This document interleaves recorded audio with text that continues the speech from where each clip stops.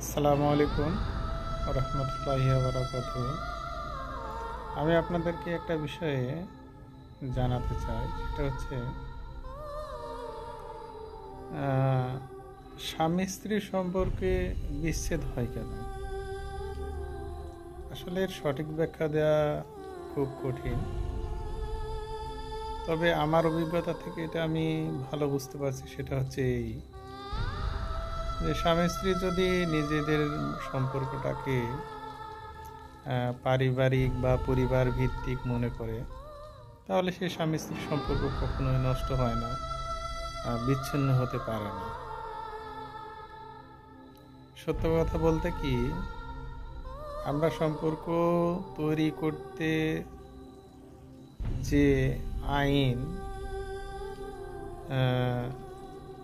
বা সম্পর্ক ভাঙার ক্ষেত্রে যে আইনগুলো রয়েছে, এই আইনগুলো সঠিক ব্যবহারের চেয়ে অপব্যবহারটা বেশি, যার কারণে এখানে সুযোগ রয়েছে সম্পর্ক নষ্ট করে দেওয়ার। সে কারণে এই সুযোগটাই এখন সবাই নিতেছে। কিন্তু একটাবার ভেবে দেখেন, যখন সংবিধান ছিল না, আইন ছিল না সম্পর্ক তৈরি করার জন্য বা সম্পর্ক ভেঙে ফেলার জন্য, ঠিক সেই মুহূর্তে সম্পর্কে এতটা অবনতি ছিল না। কথায় কথায় সম্পর্ক নষ্ট করার প্রবণতা স্বামী স্ত্রীর মধ্যে ছিল না।